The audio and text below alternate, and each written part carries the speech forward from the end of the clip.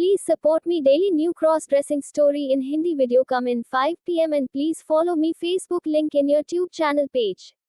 Sister force me for cross-dressing. मेरा नाम संजय है। मैं अपने माता पिता के साथ मुंबई में रहता हूँ। मुझे एक भाई और 2 बहन हैं। मैं घर में सबसे छोटा हूँ। उस समय मैं 11 TH में था जबकि सोनम दीदी जो मुझसे 1 साल बड़ी है वो 12 TH में थी।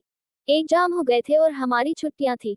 तभी एक रिलेटिव की शादी में मैं और सोनम दीदी मम्मी के साथ नासिक में गए। नासिक में हम मामा जी के पास रुके। मामा जी की 2 बेटियां दीदी की उम्र की ही थी और दोनों मुझसे बड़ी थी। हम सब शादी में गए और 2 दिन बाद शादी खत्म होने के बाद मामा जी के घर आ गए।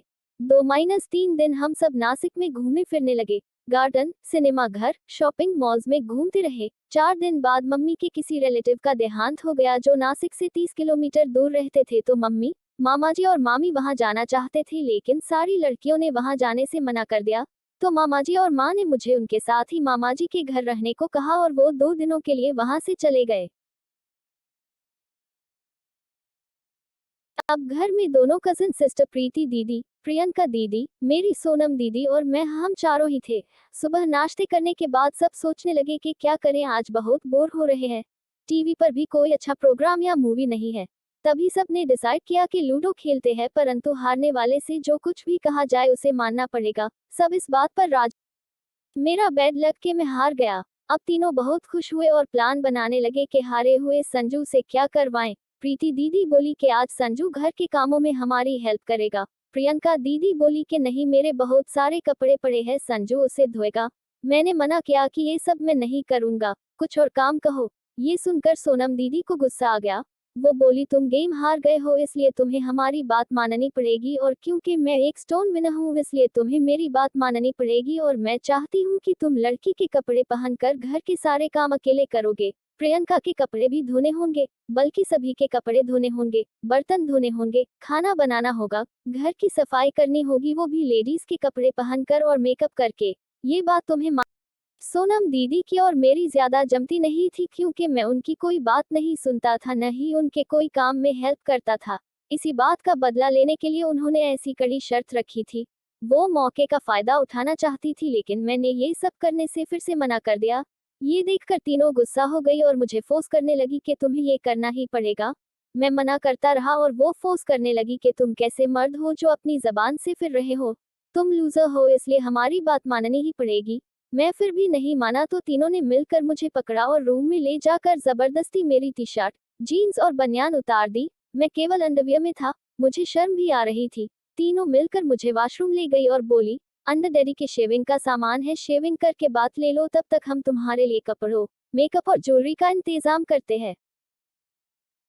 मैं अकेला था, कोई मेरी हेल्प करने वाला नहीं था और मैं केवल अंडरवियर में नहीं रह सकता था क्योंकि काफी ठंड थी, इसलिए आखिर मैंने हार मान ली और शेविंग करके नहाने लगा। थोड़ी देर बाद दीदी ने दरवाजा खटखटाया और बोली टॉवल और ये कपड़े ले लो। मैंने थोड़ा सा दरवाजा खोलकर सामान लिया। टॉवल, एक रेड लेडीज अंडरवियर पैंटी, एक शलवार सूट था। मैंने टॉवल से पूरे शरीर को पोंछा और फिर पैंटी पहन ली। पैंटी बहुत ही स्मूथ और सिल्की थी जिसके स्पर्श से मेरे शरीर में जैसे बिजली का झटका लगा। फिर मैंने शलवार पहनी और टॉप पहनने की कोशिश की पर वो बहुत फिट था इसलिए मैंने ऊपर टॉवल ओढ़कर बाहर आ गया। बाहर तीनों मेरा इंतजार करते खड़ी थी। मुझे ऐसे देखकर हंसने लगी और बोली कि टॉप क्यों नहीं पहना। मैंने शर्माते हुए कहा कि ये बहुत फिट है, आ नहीं रहा। सोनम दीदी और प्रियंका दीदी मुझसे पतले थे इसलिए उनके ड्रेस मुझे नहीं आ रहे थे, जबकि प्रीति दीदी मुझसे काफी मोटी थी तो उनके ड्रेस बहुत ज्यादा लूज थे। तो आखिर क्या करें। कुछ सोचने के बाद प्रीति दीदी ने एक रेड ब्लाउज लाकर मुझे पहनाया। ये बिल्कुल फिट आया तो वो सब खुश हो गई। चलो इसे साड़ी पहनाते हैं।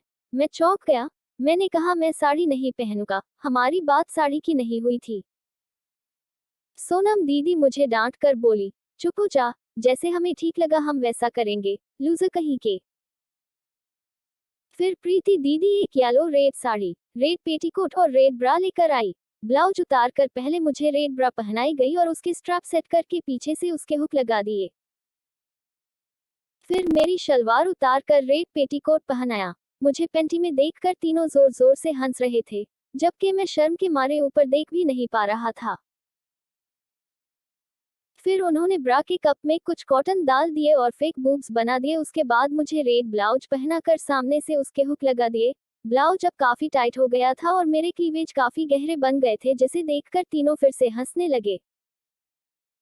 फिर उन्होंने मुझे साड़ी पहनाई, इसकी प्लेट बनाए और पल्लू को मेरे लेफ्ट शोल्डर पर पिन कर दिया। उसके बाद मेरा मेकअप शुरू हुआ। पहले तो मेरे फेस पर बहुत सारे क्रीम और पाउडर लगाए, फिर आईब्रो को सेट किया, हाथों पाँव के नाखून पर रेड नेल पेंट लगाया, फिर होठों पर रेड लिपस्टिक लगाए और माथे पर बिंदिया लगाई। प्रीति दीदी को ड्रामा और एक्टिंग का काफी शौक था, इसलिए उनके पास बहुत सारी चीजें थी, जैसे हेयर विग, अलग अलग झुमके, नथनी और मेकअप का दूसरा सामान। उन्होंने मेरे लिए एक ब्लैक लॉन्ग हेयर विग लाकर पहनाए और कानों में बिना छेद के पहने जाने वाले इयर रिंग पहना दिए। फिर हाथों में मैचिंग रेड कांच की चूड़ियां और कंगन पहनाए और पाँव में घुंघरू वाली पायल।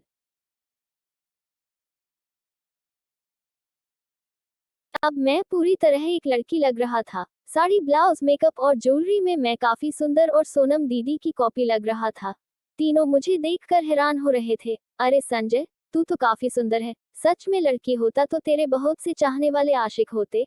अब भी अगर कोई लड़का तुझे देख ले तो तेरे पीछे पड़ जाएंगे। तीनों मुझे छेड़ने और मेरा मजाक बनाने लगी। मैं चुपचाप सर नीचे किया खड़ा, मन ही मन खुद पर गुस्सा कर रहा था कि क्या जरूरत पड़ी थी गेम खेलने की और ऊपर से ऐसी शर्त लगाने की। पर अब क्या किया जा सकता था। प्रीति दीदी कुछ देर कुछ सोचती रही, फिर वो अपने साथ कुछ सामान लाई। पहले मेरे हेयर सेट करके जुड़ा बनाया, फिर मेरी मांग में सिंदूर भर दिया और मेरे गले में मंगलसूत्र पहना दिया। हाँ, बिल्कुल परफेक्ट है, वो बोली। चलो अब से हम संजय को संजना भाभी कहेंगे, और तीनों हंसने लगे। चलो संजना भाभी अब घर की सफाई करो, ये कहकर प्रियंका दीदी ने झाड़ू मेरे हाथ में थमा दी और मैं तीनों की ओर देखने लगा और बोला, अब ये सब खत्म कर दो। सोनम दीदी बोली, ये खत्म नहीं होगा, बल्कि कल तक तुम्हें ऐसे ही रहना और सभी काम करना होगा।